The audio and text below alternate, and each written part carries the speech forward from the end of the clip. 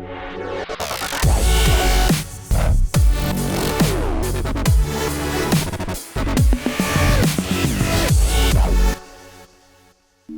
morning, everybody. How y'all feeling?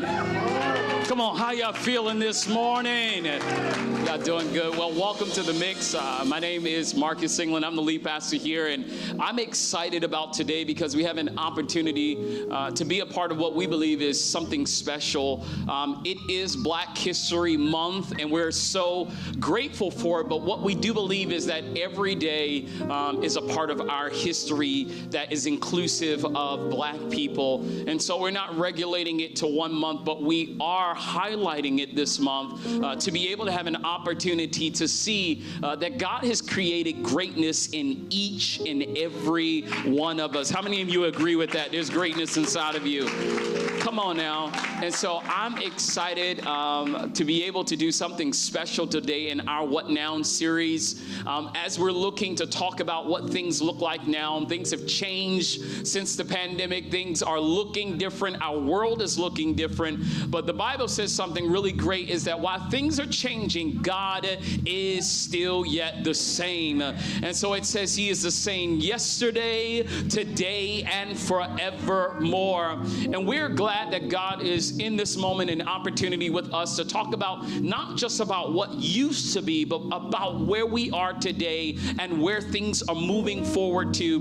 And I'm excited to be a part of an amazing conversation today with some amazing people. And I wanted to give a perspective on it today. Come on now, you know, we can't do this without God. And so I want to give you some basis, some groundwork for how we're looking at today and what God is doing in us, through us, and for us. And I believe that God has called for us to make a difference. Can you just find a person around you real quick and just tell them you're here to make a difference?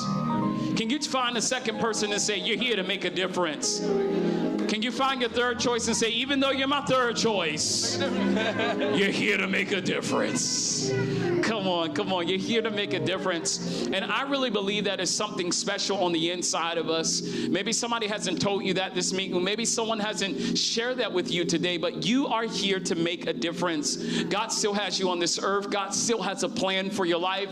And God is still using you to make an impact and difference in the world today. And so we're here to talk about that. We're here to talk about it in the most positive light because we don't just want to stay where we are. We want to be where God has called for us to be. And so I thought about this as God placed on my heart, and we're going to talk today again with some amazing people. I thought about the story of Nehemiah, and here at the Mix, you know, I'm interested in making sure that we don't just get information, but we apply the information that we have into our daily lives. For the Bible says faith without works is dead.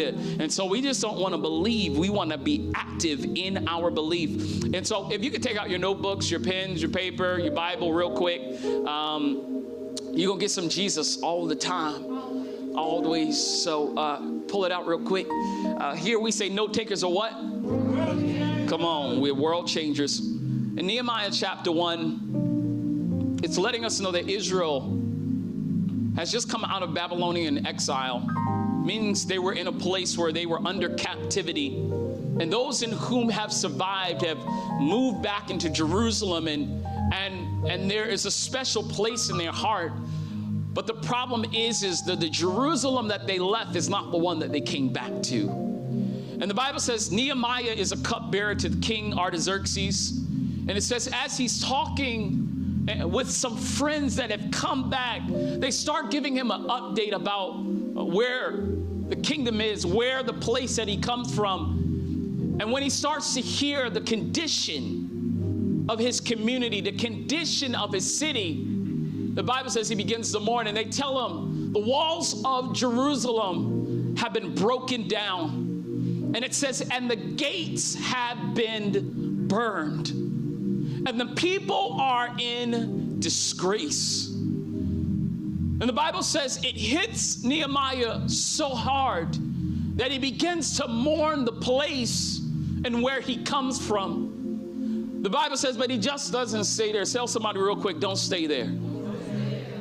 It says he doesn't stay there, but he he gets himself to a place where something inside of him says, I'm feeling something, so I've got to do something. If I can tell you this today, don't rest where you are. Don't rest in the situation you are. If you're feeling something, then ask God, how can I do something?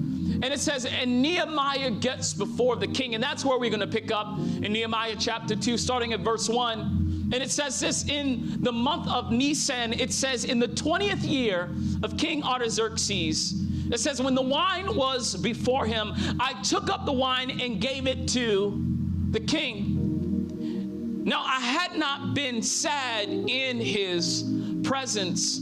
And the king said to me, why is your face sad, seeing you are not sick?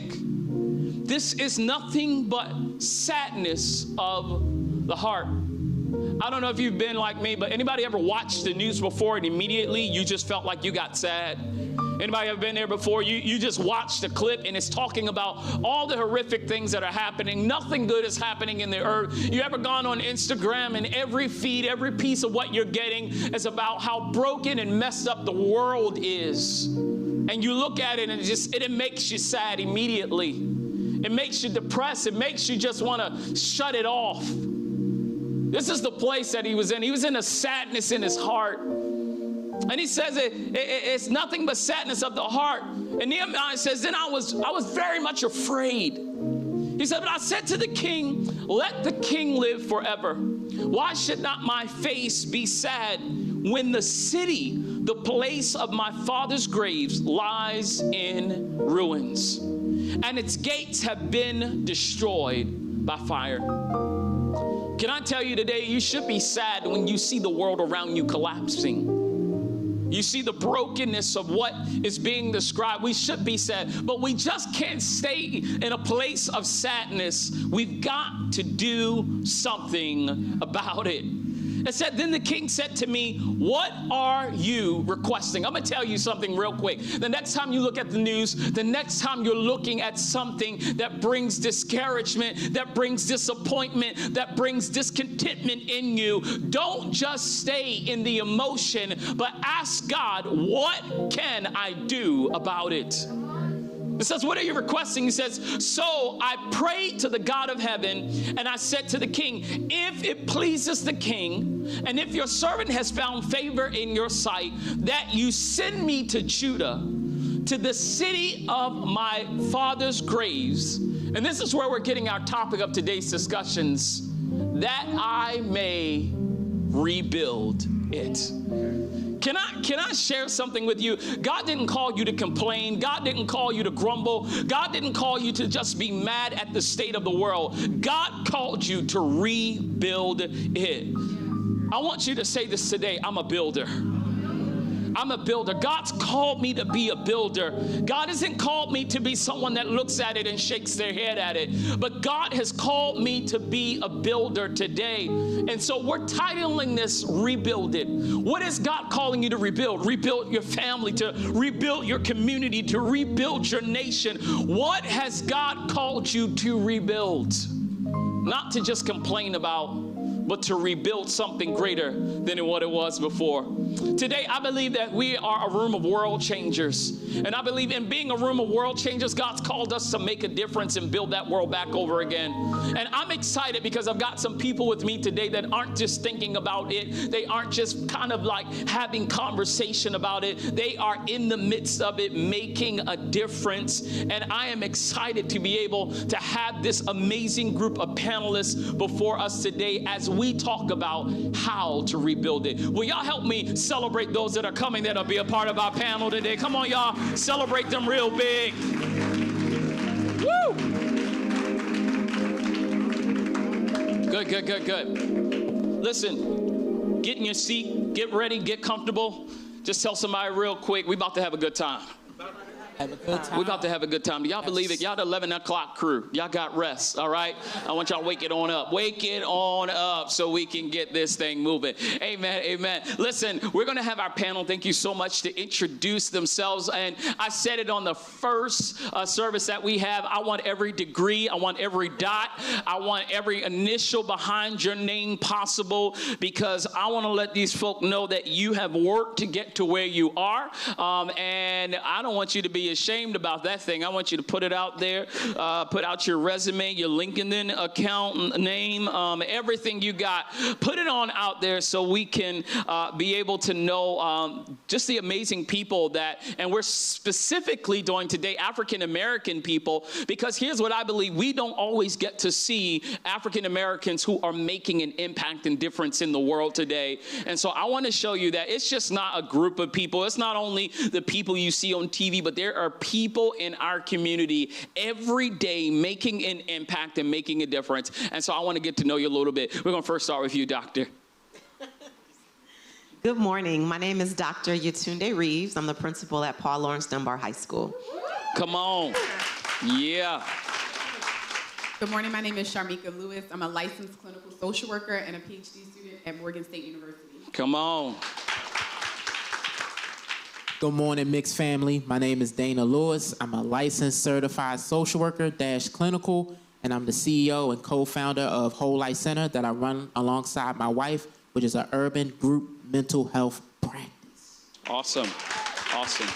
Good morning, family. My name is Christian Lassiter. I work as an assistant federal public defender in the District of Maryland, representing clients that are charged with all types of criminal offenses in the federal courts, and mostly in Baltimore and some of Baltimore's Johnny Cochran. Baltimore's Johnny Cochran. Let's give it up. Good morning, everybody. My name is Michael Brown. I am the proud principal of Winters Mill High School, located in Westminster, Maryland. Lean on Me was based off of him. Just want to let you know, it's his life story. I'm here to talk today because I think this is an amazing opportunity for us to talk about just what's happening in our world. And we are not post-pandemic. We are in the pandemic. But we're believing God that we will be in post-pandemic. Somebody say soon. Lord Jesus. We will not get back to normal. We will get back to the new state that we're in. And the new place that we're in. And I'm saying that because whatever things felt like they were before, I want to let you know that we've moved from there. And we're in a new place of establishing new problems, answering new situations and topics, speaking to new issues that have arrived. And we also have some new accomplishments that have happened in this time frame. And so we want to dive right into it. We want to dig into it. We want to have a good time and just have a moment to be able to connect in. And so I want to come from an education standpoint. I've got my principals here, and they are making an impact with our young people. And one of the first questions that I wanted to hit is what has been the quality of education for our youth since the start of the pandemic? What's some of your concerns? What are some of the positive effects? Like, what's happening in our educational system that our church needs to know about and we need to be considering now? Right, so from the beginning of the pandemic, you guys know it wasn't something that, it literally happened overnight. It wasn't something that anybody was prepared for. The students weren't prepared for it. The parents weren't prepared for it. We had to make a lot of adjustments. Technology was thrust into the lap of everyone. Students had to learn a different way. Teachers had to learn how to teach a different way. And administrators had to learn to work with both simultaneously. And so it created some learning gaps. Some students that did better, virtually, but on the majority, students did struggle. You had students that were used to make straight A's that really struggle in that virtual environment. And it just led to some learning gaps. There's nothing like getting that in-person instruction for students. And when that gap is there, it takes a while for it to come back. And so for us, we've seen those gaps. We've tried to do different things, summer school, after school care, after school programs. Those things have worked somewhat, but on the whole, it's going to take years from this pandemic for our students to get back to where they were. So it's just understanding and being patient along with the process and understanding that there is no quick fix to where our students are, whether it's emotionally or academically. It's going to take a period of time, and we have to be committed to that work moving forward. Awesome. I would say that the gap widened. If you're in an urban area or if you have a student in an urban school, we talk a lot about the achievement gap. It's been wide since the beginning. Now it's even wider. I'm at a school where most of my students are coming in, they read. We're not talking about kids who are non-readers, but kids weren't socialized or educationized to be independent learners. And so when you think about it, from K to 9, 10, 11, kids were used to the teacher providing a lot of direct, hands-on support. I can raise my hand, my teacher's there, I can, go around a classroom resource, and now that support is gone. And so I think what it did for a lot of students was create a place of frustration, because now kids have to think more independently, and they have to be focused because the inputs are coming in at a different speed in some cases. We had to pivot from kids not having any homework, right? That's a lot of culture in high schools. I don't have any homework, Well, now everything is homework because now you actually have to practice. And so I think that it made it really, really difficult to really determine who's struggling because now you have cameras off, kids are in their bedrooms, you don't know what's happening on the other end of that computer screen, and teachers are just teaching. And so that way of knowing, oh, you look confused, let me reteach that, that's obsolete. I also feel like it was an opportunity. I went from a school where we had computers for attendance purposes, for entering grades, but not being used for instruction. And so I felt like it was an opportunity that we seized, in that at Dunbar, the Dunbar, we had to figure out how to use Zoom and Google Classroom and Pear Decks and Nearpod. And we found through research and lots of YouTubing, lots of educational platforms that actually have made learning more interactive and I believe more productive. So I would say it was twofold. Obviously, kids struggled. Like my colleague says, that you had kids that went from being successful to kids who were struggling, but now schools had to be accountable differently. Because if kids aren't logging in, I can't just accept that 20% of my students were missing. So now as the leader, I have an opportunity. And I was home in my living room. I could have said, well, 80% online is good. We're just going to ride with the 80. That 20% missing was going to come back this year and be even more behind. And so it was an opportunity also to think about how are we engaging families, how are we engaging the kids that we know are struggling, how do we equip teachers with now a different responsibility for engaging parents differently. So it's been a mixed blessing, but I also feel like it's created a space to catch up with the 21st century in terms of how learning is delivered. Also, I think that parents in here, do I have any parents in here of children that are still in school? I got some parents, great. Did you notice how large your gap was when they started bringing homework home and you didn't know what you were doing? Anybody know about that? You thought you knew how to add until they told you differently, and you're like, yeah, you just carry it over. And they're like, no, we're grouping. You're like, grouping? I don't know what this is. So it has really been an adjustment on both ends, trying to figure out how to make this difference, how to make this impact. And you're saying so many things that are connecting, which is that we are having to bring in the gap that we didn't know even existed. I can even tell you that with church. We're learning how many people were really being discipled and how many people weren't really being discipled. How many people were shouting on Sunday and then the enemy was really getting at them in the week. And so I think it has been able to produce a bigger view of where have the gaps been all over. Just emotionally, mentally, what's happening in our system, what's happening educationally, where are the gaps? And I know we're going to talk to this furthermore, but it's made us confront our responsibility for the gaps that we do have. Because now we're seeing these moments of, I have to learn it, I have to figure it out, I have to get a little bit more personal with people. where I could just read you at first and know, you know what I mean? And now when the screen is off, I got to check myself because you feel disrespected when somebody's screen off. You know how you feel. You start sending them threats, you know what I mean? Like, I'll fail everybody in here if these screens don't come on. And adults, don't laugh too much, because if your job did that, some of you would be let go right now. Just the way that you look in your bed, the way that you have not even washed. I'm not even going to go there right now. But I think that we are understanding this. I heard a preacher say, we have to learn, this is a season of being able to pivot. And having teams and groups of people who have the ability to pivot is really important to us actually getting ahead and not staying where we were, because people will talk about, well, this is what we did back then. And you're like, but that's not what we're doing now. And so my question, and as we're coming in, we're talking about this education and we're talking about this level of change that's happened. One of the things that we oftentimes see is that there's always something bad. According to the news, Baltimore is bad. Everyone is dying. Everyone.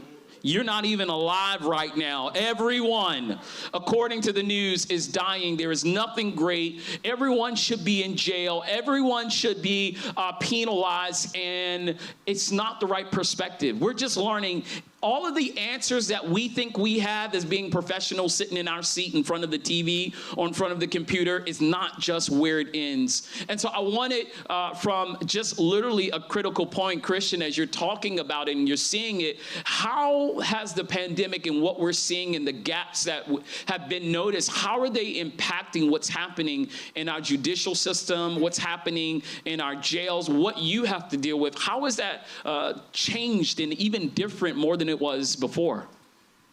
I think whenever there's, hard, more difficult times, it has a definite impact on the judicial system, right? On crimes, on arrests. They go up. Let's just be clear. The pandemic has strained every aspect of society, whether it's education. So many of my clients don't graduate high school. And, after the fact, they've been arrested. And my work is so reactive. And that's one of the frustrations I have. Is that, so when the educational system is strained, and one thing I was thinking about in the beginning of the pandemic is I can always look, and a lot of what I'm doing is mitigating sentencings, right? My clients, when you're charged federally, usually that's probably the end of the road. It's a strong case and you're facing a lot of time. That's usually how it goes. So what I'm trying to explain to certain actors, be it a prosecutor or a judge, is how could we even get here? And I have to learn my client's life in depth at times. And usually you can pinpoint a few things, or my clients are teetering on the edge, and this is an event or factor, whether it's a death of a friend or a death of a loved one or so forth, or they move to another area or they drop out of school. Something happens where now they've taken a different trajectory in life and they end up as my client. And what I'll see is, and I always wondered, was in this pandemic, how many of these kids now that are going virtual, because it was hard, because like was just said by Dr. Reeves and Mr. Brown, Dr. Brown I should say, is there are serious implications, right, educationally speaking, right? And it's hard, and it was overnight, right? Yeah. Overnight, all of a sudden now we're all in our homes and figuring this out, something that we don't have any comparison for over 100 years, right? And the world wasn't the same then, so it's not, this is the first time we're dealing with this. How many of these kids that are going virtually, and I myself having 2 kids and having to teach them and being an attorney at the same time from my basement, which was crazy, is how many of these kids are going to come back to school? Is this the event in their life that pushes them towards these factors where they were already at risk of being my client at some point? So I think there's that. I think there's mental health component. Everyone's mental health is messed up. Everybody's, right? Everyone's dealing with a lot of battles day in and day out, myself included. From this pandemic, we've become, normal. It's been normalized to have this amount of death happen, right? There's thousands of people that die from COVID-19 every single day. We don't even think about that. It's normal. And I remember in the beginning thinking, oh, wow, 50-something people died today. Oh, wow, that's a lot. And then all of a sudden it's 100, and then 1,000, then it's 1,000 every day, then it's 2,000. And we just don't even think, almost 1 million people have died now in this country. And, just that type of strain and the normalization of all these traumas that go on. Mental health systems being strained and overworked. healthcare systems being overworked and the healthcare workers, right? And all of this has an adverse impact on people and communities. And unfortunately, that directly results with people having adverse reactions to stimulus, right? If you're on top of one another in a small home, there's a fight that occurs, right? And if your mental health isn't great, your response is going to be worse. Yeah. It just is. And when those events happen, because mental health has a direct correlation with what I do, a lot of my clients have mental health issues that haven't been addressed or that we diagnosed at the time. Now you're facing life in prison, and all of a sudden, lo and behold, we find out that you have autism. And you didn't know your whole life, and you're 35 years old now. I literally had that happen in a case recently, right? And having to explain that to him, our expert figured out this. And he's like, oh my goodness, light went on. That's what all these issues were for me my entire life, right?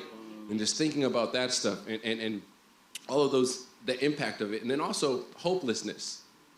Hopelessness sets in, right? My clients that are in jail right now, their cases are being adjourned and spaced out, and you don't know if you'll have court, or no, we can't, it's not safe for us to be in court. Well, it's not safe for him in jail either, right? What are we supposed to do with this? And people just sit there on top of each other. So it's a lot of that exacerbates things. We're all on edge. Yeah. And when you're on edge, and when you're not thinking about things, and when you think things are hopeless, you have certain impacts and reactions, and those reactions, unfortunately, cause certain incidents that then, end up and result with them being charged and being my client. So, it's a really, really, really, there's a lot going on right now at the same time, and we're in a very fragile place. And that's, I think, a direct correlation to what goes on during the pandemic right now anyway. A lot of the stuff that we're talking about here. And I'm also seeing it, even though I'm not, representing clients in that sense, I'm seeing an increase in students who have been charged with violent crimes during the pandemic. And I believe that, if you weren't engaged, if you were having a negative experience logging into Zoom every day and you decided to just be checked out, then how are you feeling that time? And so we have several students who committed serious crimes that were released quickly, and they're waiting to be adjudicated. And so now the school is trying to play this, we know your sentencing is coming because it's pretty clear what happened, and we're trying to make sure school is still this really safe space. And now you have kids who are immediately triggered because they're in this level of high sensitivity at all times. And so it's crazy how much our worlds collide, even though you go into education not thinking you're ever going to interface with a criminal justice system. We're almost like colleagues in a sense because of what we're dealing with in public education. Definitely cousins. I'll put it that way. I think we work with a lot of adults, and so in talking about gaps during the pandemic, we've seen a lot of identity gaps. Who am I now? Do I want this marriage now? Can I take care of these children now? A lot of what do I want to do next, right? A lot of us are making decisions in this part of the pandemic. Am I going to continue to work this job? And so people are having to make a lot more decisions a lot more quickly. And so there's this identity gap that brings on more anxiety, more stress, and more fear about what's next. And just to add on to that, I heard you guys say strain. And as a clinician, being in the pandemic and working through it with clients, it's been a lot of strain on us as therapists, right? Especially as African-American therapists, because it's only about, 3.8% of us in the field that provides mental health services for our brothers and sisters. So it was a lot of strain on us, and it made us see wow, it's a real gap out here for Black male and female clinicians, and it's we can't take on everybody, right? Well, I wish I could, but I tried to send everybody to y'all, though. I definitely did. Some of y'all, no, I'm just playing. But yeah, so thank you on that. But that was the gap. It really showed us that, wow, we really need more Black male and Black female clinicians in the field to provide services. And there's also a resource gap because I'm in a school where some of my students don't qualify for a certain level of immediate services. And so if you have a parent that's working with insurance, my school-based therapist may not be able to actually support you beyond just an initial conversation. And so it's kind of uncomfortable when you know there's an issue to then say, well, Mom, Dad, what kind of insurance do you have? Yeah. And then I have to make sure that I'm doing that with a level of sensitivity. But this case could be a crisis. And so the school-based therapists have been stretched thin, because if you're at a school with 1.5 social workers, like we had at Dunbar last year, and you discover 200 kids that are in crisis, those social workers are the front line. Because I'm not a therapist. I can listen and talk and triage, but I'm going to punt you to the person that actually can provide more care. And so that level of support in schools has been stretched incredibly thin. That was already under-resourced to begin with.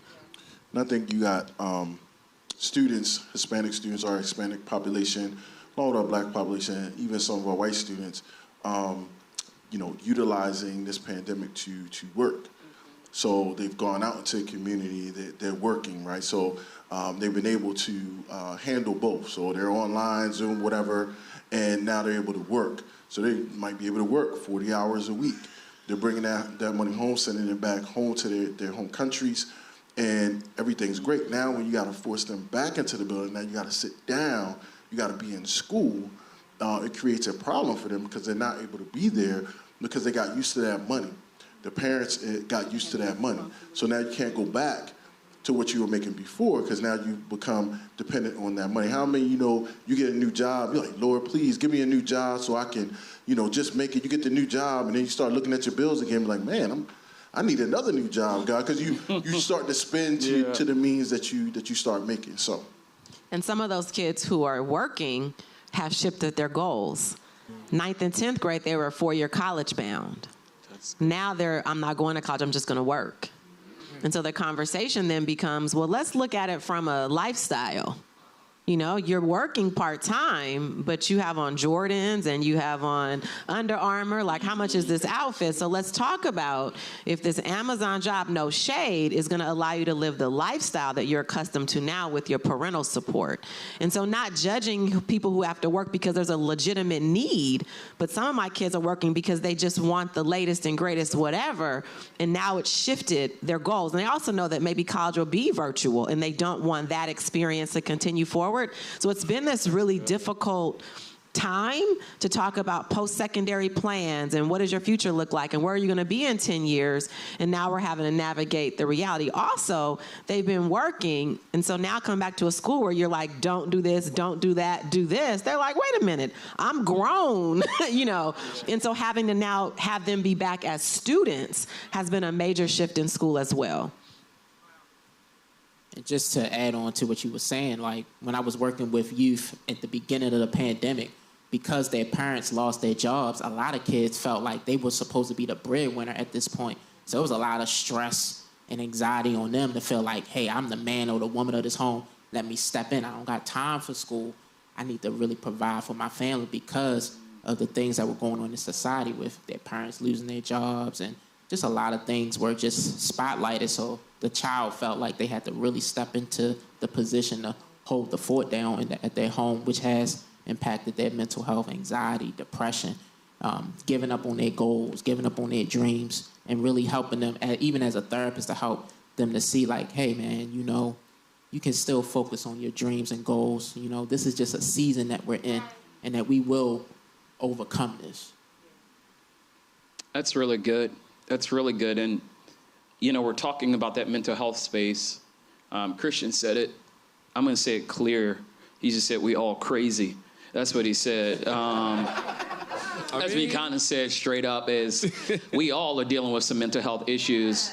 And the serious part about it is we think that our new level of high intensity living and social adaptiveness of seeing us move and go and jump on a virtual call. I don't know if you've had a day like I've had, but my day starts almost at around 6 a.m. and it won't end. And I'm talking about Zoom calls, because now it's almost like you don't have a reason not to be in the meeting. Anybody know your work increased?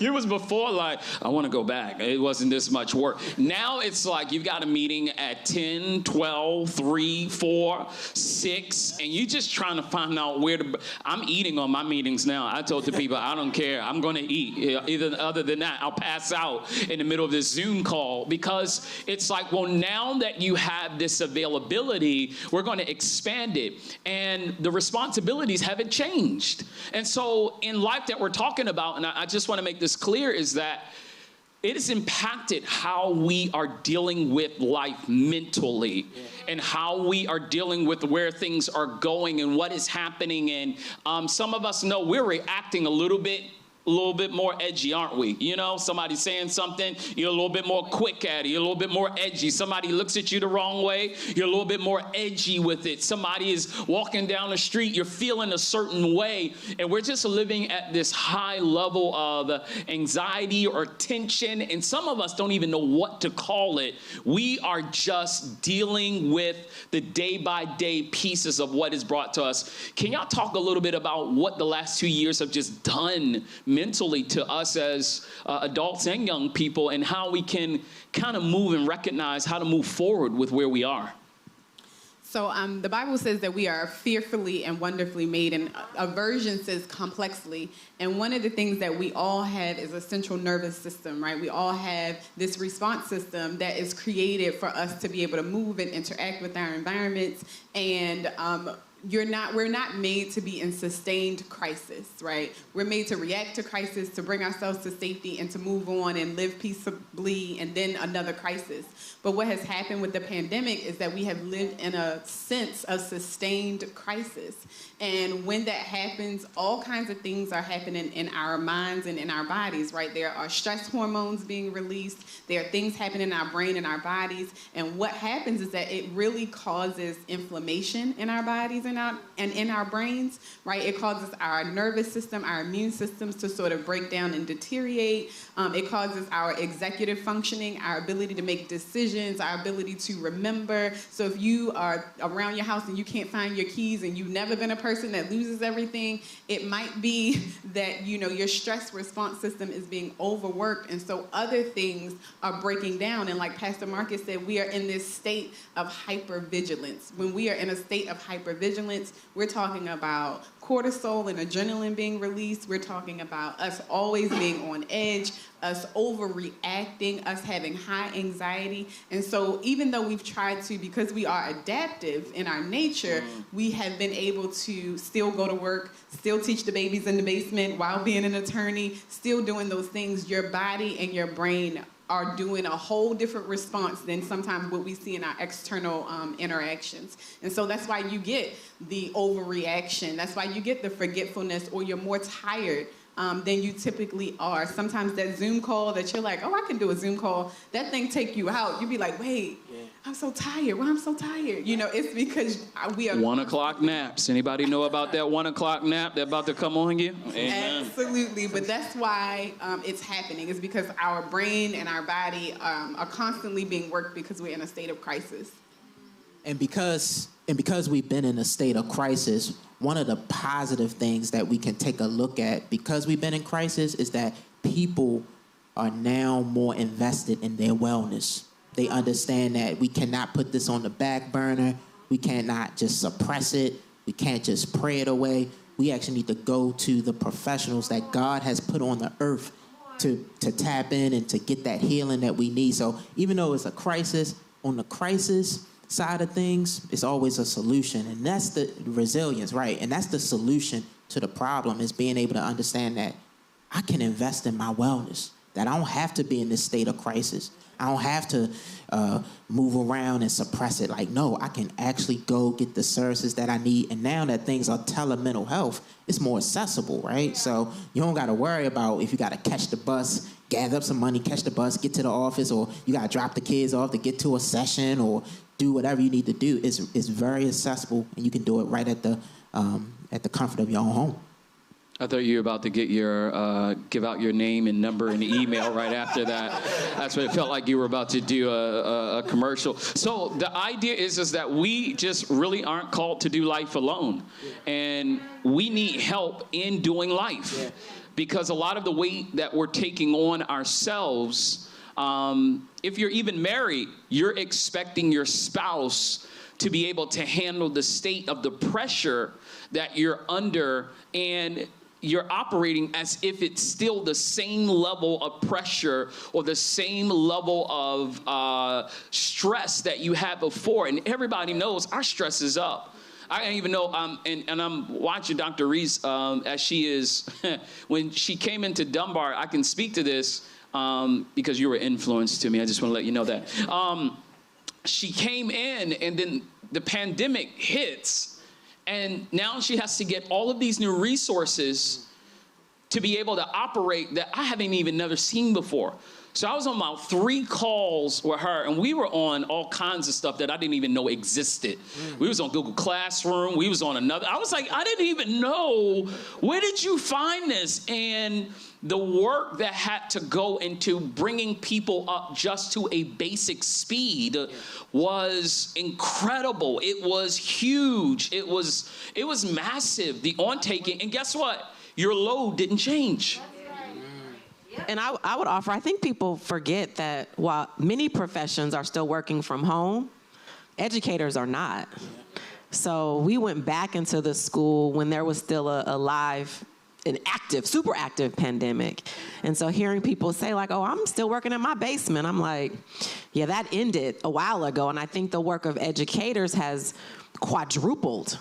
Because you guys are talking about crisis. Well, people often call the principal the teacher first.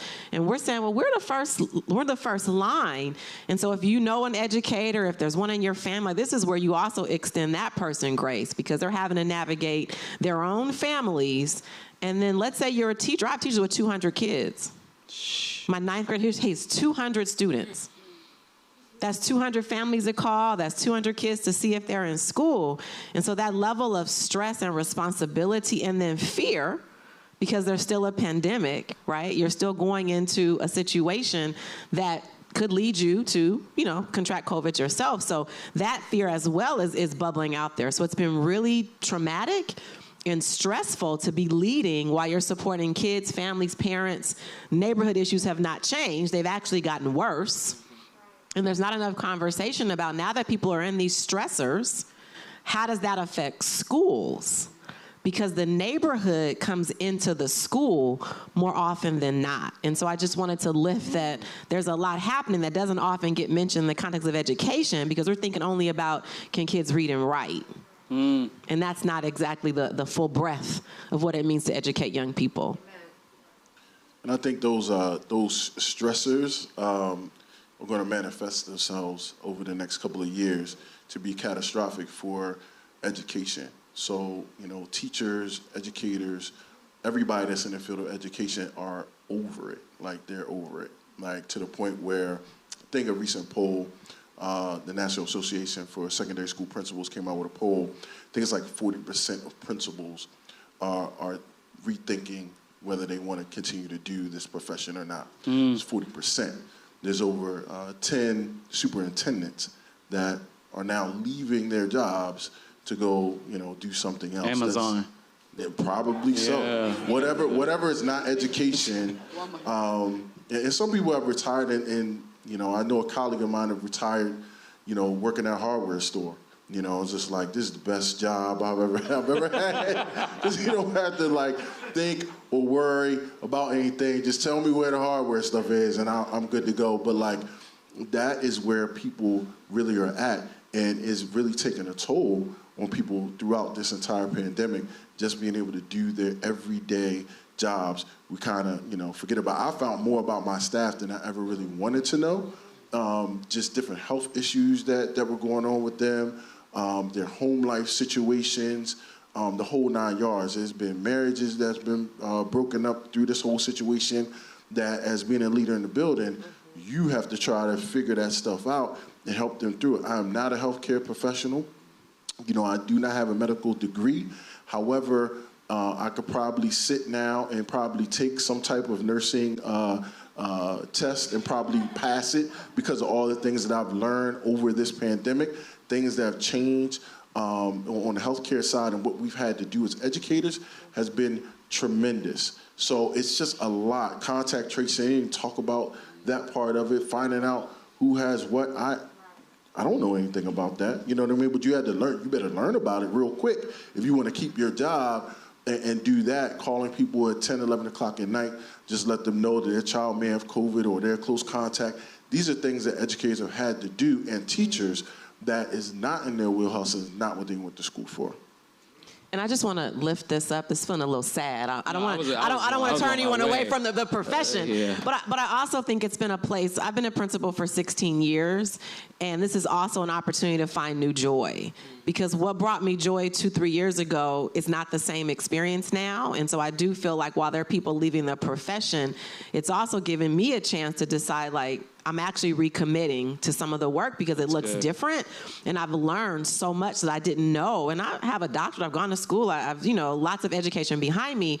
But I feel like we also get to model for young people. What does it look like to be a lifelong learner? What does it look like to show up to work and say, I don't even know how we're going to solve this problem, but let's do some research together. Yeah.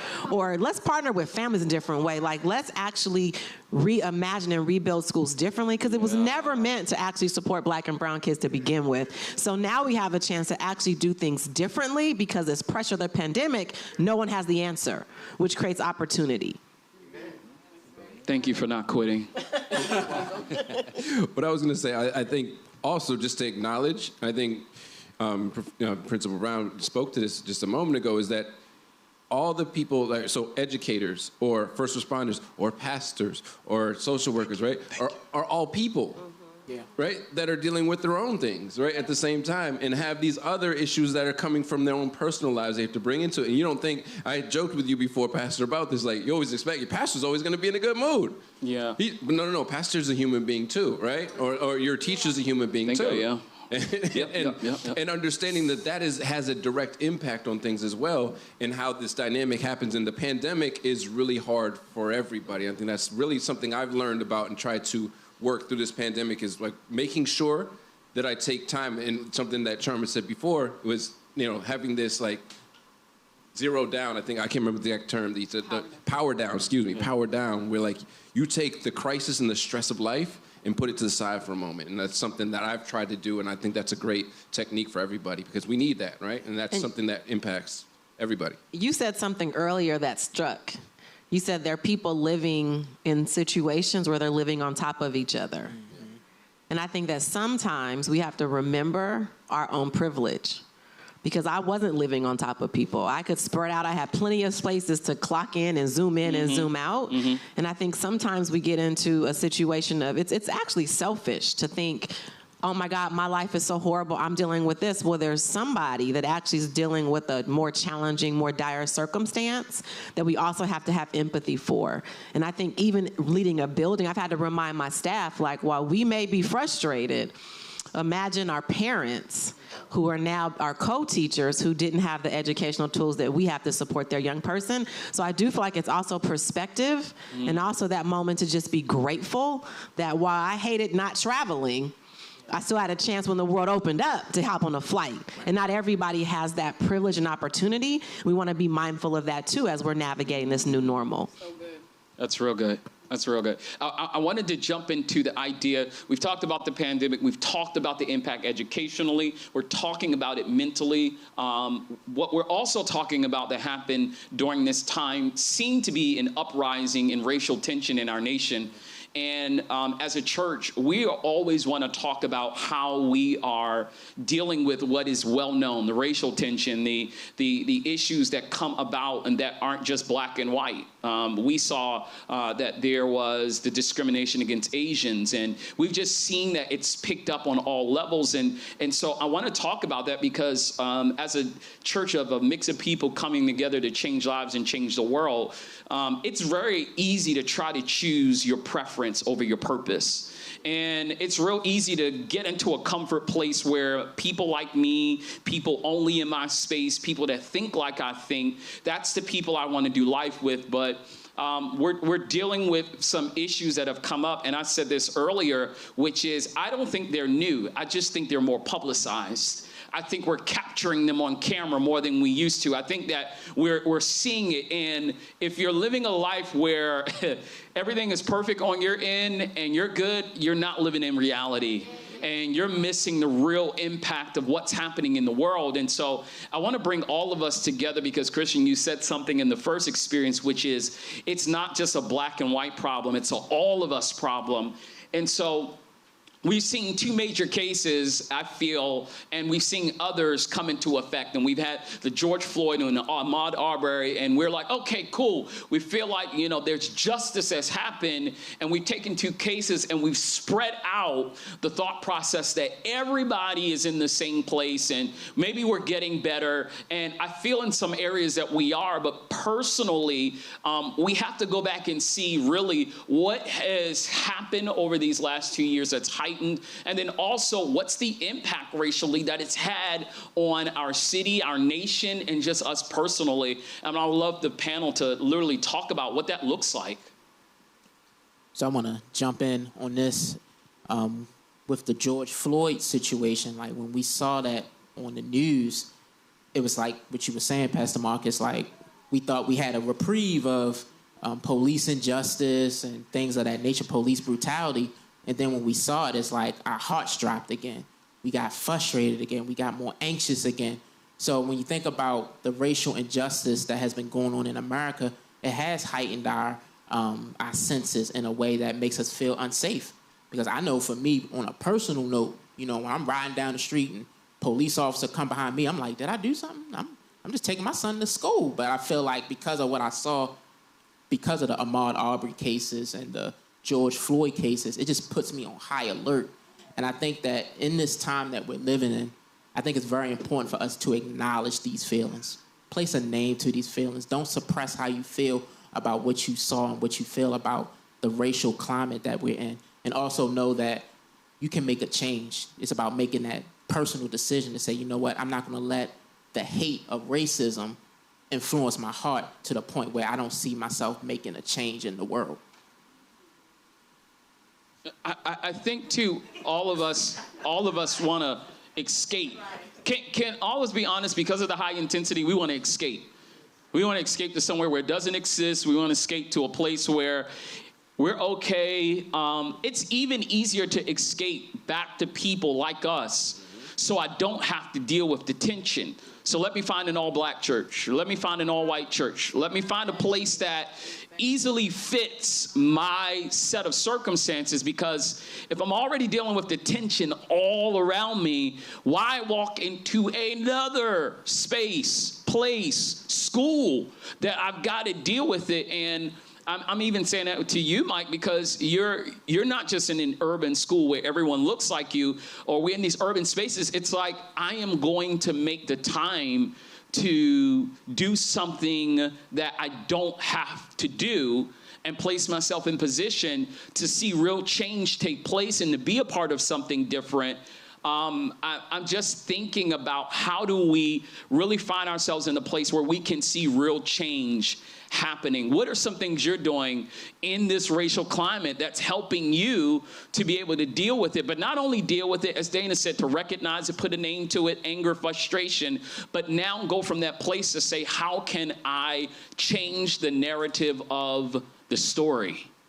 So for me, a few things. One, I had to start to think about and redefine what my place, my role was as an attorney for my clients. Mm-hmm. And I always thought about, and I should, and my first point is that I am their attorney, and I have a job that I have to do, and I have to represent them to the highest of my abilities, and that's what they deserve.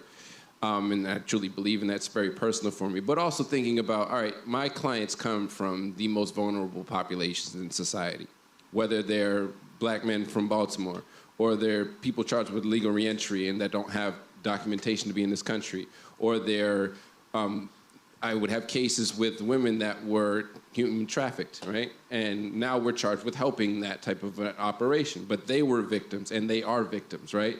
And figuring out how can I speak to them about life, right? I'm not, to be clear, I'm not a counselor. That's not who I am. But I did feel I had a role, and I had an obligation to try and reach them in a way that we can have some hope for the future. and some semblance and some thought process about like, all right, this case will end. And it may end with you going home. You will go home at some point, right? What happens when you get home? What is the plan? What can we do so that you don't have to continue to forfeit and give up time? Because we don't have a lot of time. We have a finite amount of time in this world, right? We just do. And time, I always say to them, time, right? Whether it's years, and in the federal system, the sentences are calculated in months, which is, I don't know why they did that. But anyway, explaining how many months 96 months is to somebody doesn't make sense. That's like when people tell you, how old is the baby? 18 months. Right. Okay, 12 months. Okay, got it. A year and a half. You could have said that. Right. Got it. So 96 months is 8 years. I know that off the top of my head because I have to talk to my clients about that type of stuff. But in any event, saying those months that you have to spend in, you can never get back. Ever. You can get back relationships probably. You can get back money and material possessions, jobs, right? You can get back opportunities maybe. You can't get back that time, right? So let's figure out a way that you can stop forfeiting your finite, most valuable, precious research, which is time. Yeah. And speaking to them also about, like, there were times I started a book list that I send to my clients to read so that you don't waste the time in there also. I don't want your mind to just be stagnant inside this cage, because that's where you are now. Let's just not even candy coat it. The reality is it's a cage, and figure out how they don't waste your time in there, right? And a lot of my clients dropped out, as I said before, at a very early age. And now let's think about, all right, read and educate yourself about things.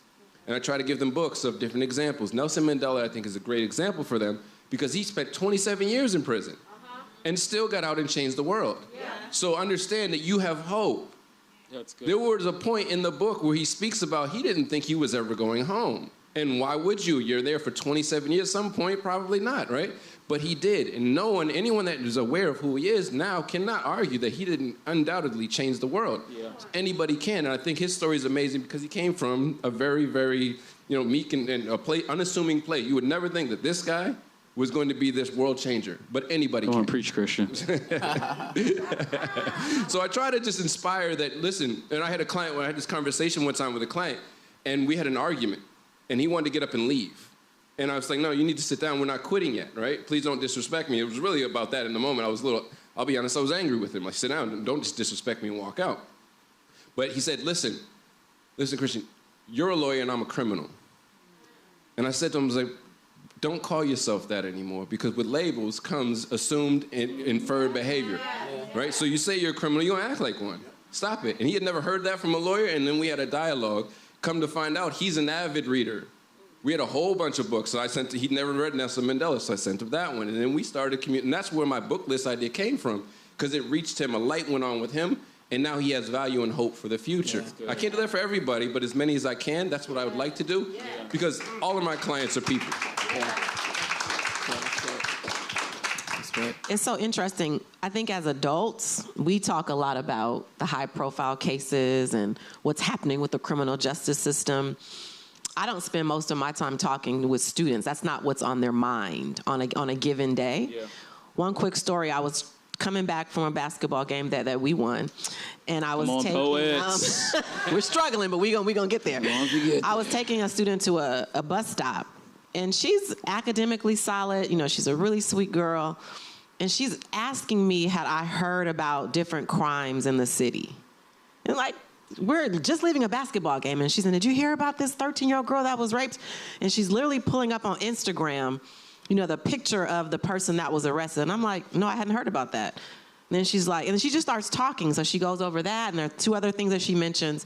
And I cried after I dropped her off. Because at 16, this wasn't my conversation with my principal, my parent, nobody. And we went from that conversation talking about, some kids she knew that had been arrested. And she just casually said, and I'm so worried about my brother who's 21. She said, I'm so worried about him. And we talked about that a little bit. And then she moves from that conversation and she goes, did I give you a Valentine's Day gift? And what shocked me was just how quickly she moved from talking about violence to a gift for her principal. And I was really disturbed by the conversation, but that's normal. It's normal for teenagers to be so traumatized that it's now normalized that they're talking about violence and homicides and who did what, and school is on edge because they, and so to me, that's the crisis, is that when are young people given a chance to just really unpack what is it like to be living in a war zone, right? And to also be so worried about relatives who are doing the absolute right thing, and we don't make enough time and space to unpack that, because I think we don't always have the answer. But that just struck me that we're not talking about crime and, criminal reform. They're talking about literally, is my brother going to be the next homicide victim? Yeah. Yeah, I could talk about the political ramifications of all of this stuff. You got to really look at the timeline of events. So we had probably the most divisive election, presidential election in the history of our country. Following right after that, or during that period of time, we had the pandemic, which we hadn't dealt with in who knows how long. And then during that time, we still have all these racial issues that are continuously happening. They never stop. They just continuously happening. Yeah. And so it's created an atmosphere that I've noticed within our school district where, I'm in a rural county, in Carroll County, which is mostly Republican. We are in a historically Democratic state in Maryland. And so it creates an environment of divisiveness that I've never seen before. Most people, before the pandemic, had never been to a school board meeting. Nobody had any interest in going to a school board meeting. They really didn't care. They just trust. Most parents here, you just trust your kids with the school district. Hey, they're do the right thing. They're educators. And so now, it's standing room only in these meetings. It is divisive. It is aggressive. It is all the things that you would say that would make this country ugly, you would see in these school board meetings. And it's all brought about because it has now become a political grandstand area where people can come and just spew their political views about stuff that has nothing to do with whatever that's on the agenda that they're talking about, which puts our children in a really interesting spot because they come to school and they have parents that are trying to prove a political point. Right, so I take the mask for instance, right? Yeah, some people are pro-mask, probably in this room. Some people are pro-mask, some people against mask. When the mask mandate came out, parents were telling their kids, don't go to school with the mask. Go to school without one. And I don't care what happens, we're gonna make a point. Now, the kid doesn't have a choice. Mom tells you what to do when you're 15, 16 years old, you're gonna do it mine. All right, I guess I'll go to school with no mask on, fine, whatever. And we were dealing with that all throughout the pandemic. And even now, you still deal with some of those things. So the mind job that it plays on kids that now they're not free to be who they are because of the pressure of their parents, because of the pressure of the political climate of today is really, really profound to me. And we have to find a way where we can reduce that as much as possible. When people talk about getting back to normal, it's not going to be normal. We have to get back to, it's okay to disagree with stuff, but still go out to lunch. It's okay to disagree with things, but still be good with one another. And I felt like we used to be there at some particular point, and we are so far away from that now. It's crazy. Yeah.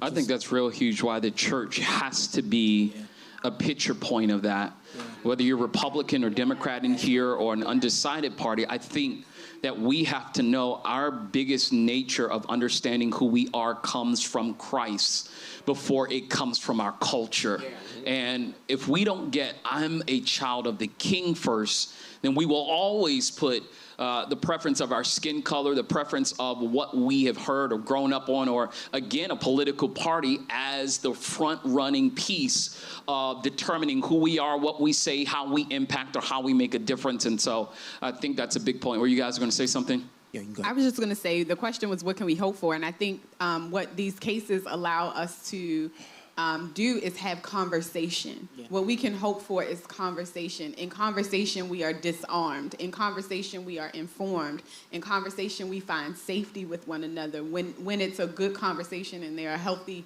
mature adults in it, you know, because we have to, as Christian said earlier, it's a problem for all of us. It's not just a black-white thing or an Asian Hispanic thing. It's a problem for all of us. And I think the hope that I have is that we will have more conversations about what race matters in America, how it impacts us, and how we as a body of Christ can show the world difference, right? That we can work together, that we do love one another. It's one of the things I'm excited for. Like, in my head, I see, like, commercials for the Dream Center, right? With all of these different kinds of people serving and working and loving on our community, no matter where we are and how we are and who we are. I think we have to have just these conversations with one another about how these things impact us, not skirt around it, not deal with it, not know what to say, you know, just as an ally, just how are you?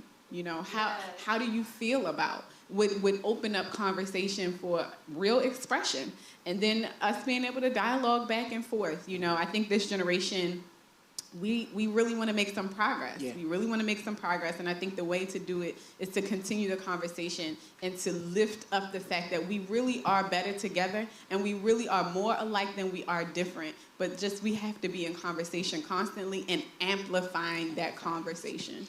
And this would be a great time for a plug for mixed groups.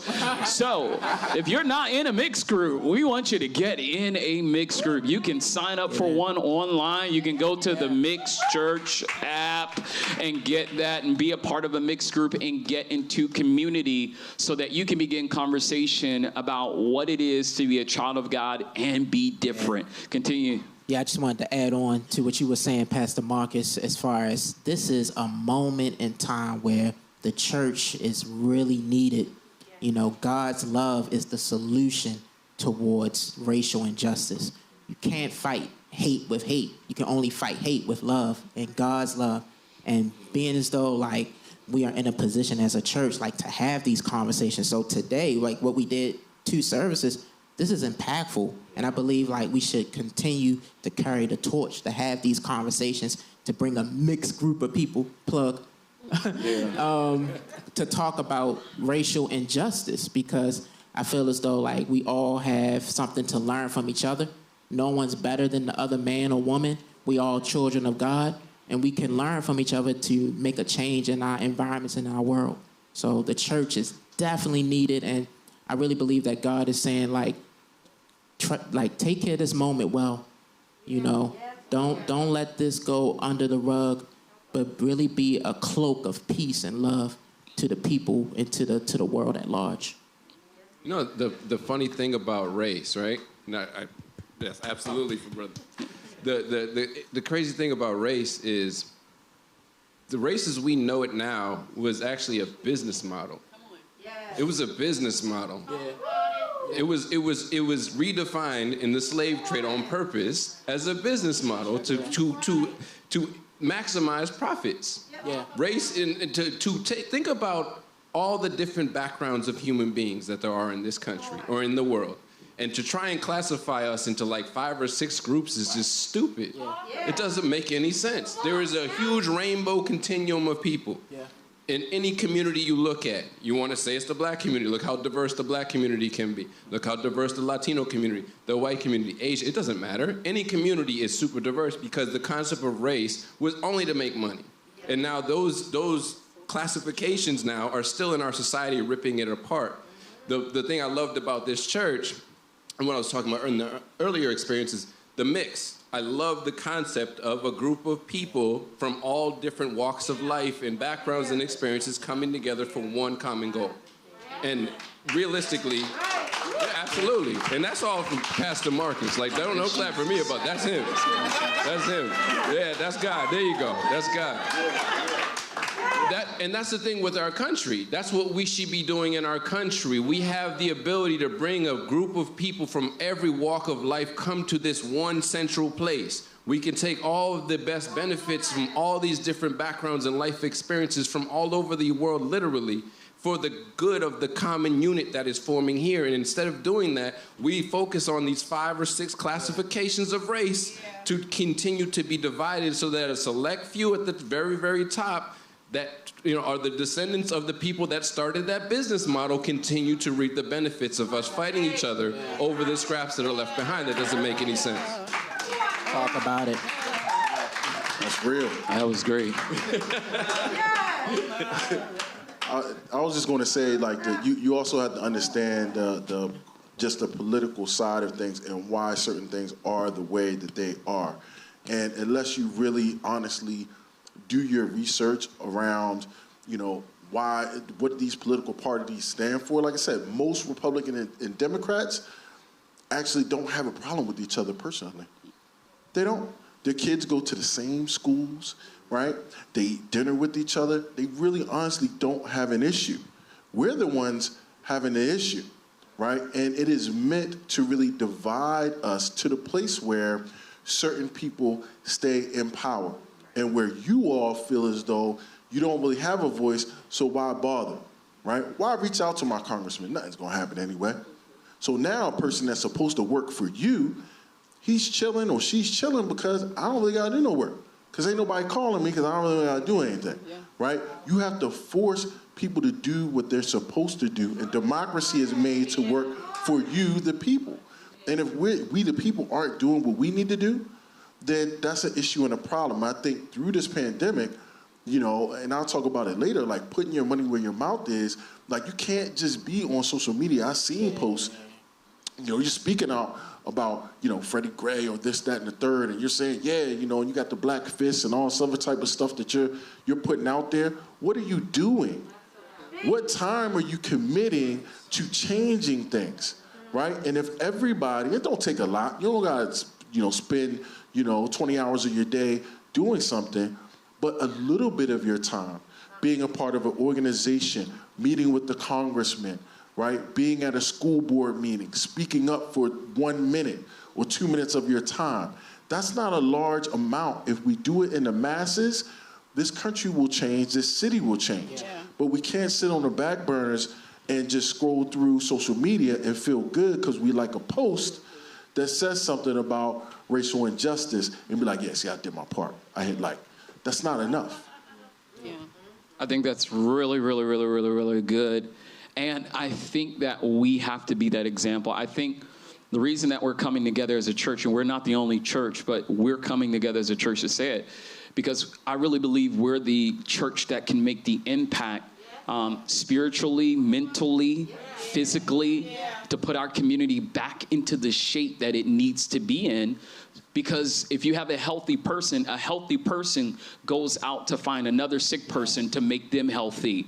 And so sick people trying to help sick people is going to get us nowhere if we don't become healthy ourselves. So I believe us as the local church, we're called to make the impact and make the change and make the difference in our city, in our nation, and in our world. And that's why you've got to be at the mix. And that's why you can't just be a consumer, but you got to be a contributor. And that's why you can't sit back and complain about what's happening, but you have to step forward and say, I'll be a part of it. I'll serve people that are different than me. I'll give to what God is telling us to give to so that we can reach further and go further and make an impact and make a difference and say, how can I serve somebody today? How can someone that is white standing at the door speak to someone is black, and someone black at the door speak to someone is white?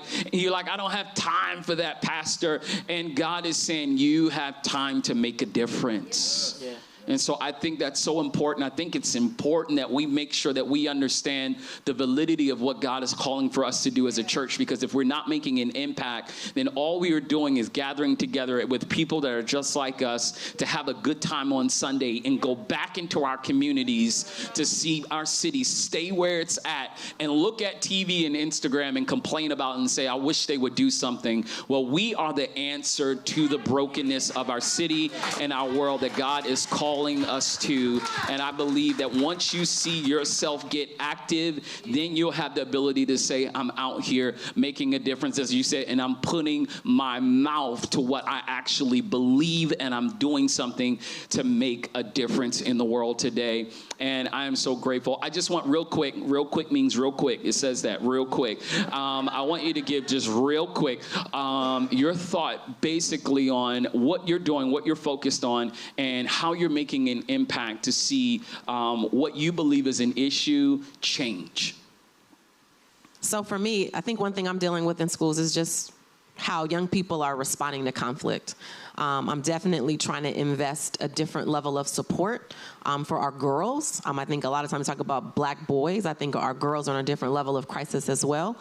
So really thinking about how to make sure that we're not just developing the academic mind, but developing womanhood. And so that's something I'm really committed to, is just, again, making sure my girls and their mothers in some cases just have the support to make sure that we're going to have healthy, whole families. I think one of the things we're focused on, I think Dana said it earlier, is that there's only 3.8% of clinicians of color. And so one of the things we're committed to as a team is building new clinicians of color, new social workers, investing in them, pouring into them, helping them to develop professionally and personally so that they are available to the masses. And just to add on to that, working with men, helping men to heal, helping them to understand healthy thought processes around masculinity so that they are not dying internally and externally. So that's my focus, is to help the men speak on their healing. So I've started to teach individual classes as an adjunct professor, and what I've tried to do, and my emphasis on that, is not only to teach you obviously the rules, I have to do that, and teach you the law, but teach you the actual practice of it. So you'll see a video of what a stop and frisk looks like. And I can say to you, I've been through that as a black man, right? And you understand and impress upon them the human cost of what's going on, because they will be attorneys that can go out into the community and make change as well, to show that everybody has a role in this. Yeah, for me, just continue to work around diversity and equity in my school district, giving black and brown students a voice. I find that, to be one of my most important things. Also to tackle the mental health issues that are going on within our county and beyond. Young people are struggling, so I will continue to do that. It was featured on NBC Today show about that. We'll continue to do that work. Also, President-elect of Maryland Association of Secondary School Principals, be able to lobby for different things that are going on within our own government to support our teachers and support our administrators the way they need to be supported. And lastly, I'm an executive board member of the Red Cross in Central Maryland, to help when disaster strikes, to be a part of the solution that plagues our city and our communities here in Maryland and Baltimore. And you have a wife and 2 kids. Yeah. Cool. Well, can you help me give it up for our panelists today? They're pretty amazing. Thank you guys so much. So grateful for this moment. And I want to say this to you. I want to say this to those that are part of this moment, that God has called for you to make a difference. Pastor, I'm tired. The Bible says, in your weakness, His strength is made perfect. And I say that because you may be tired, but you may be tired because your time and your resources and your efforts are in the wrong place. Sometimes we're tired because we're entertaining the things that have been a preference to us instead of the purpose of us. And so today I am challenging you. I am telling you that for every individual up here, and for you, you know what it's taken to get to this point. You know the challenge. You know the areas of injustice. You know the areas that haven't been for you, but it's still no reason to give up today. And it's still no reason for you to stop. And I want you to understand that you are here to make a difference. Can you just tell somebody real quick beside you, you're here to make a difference?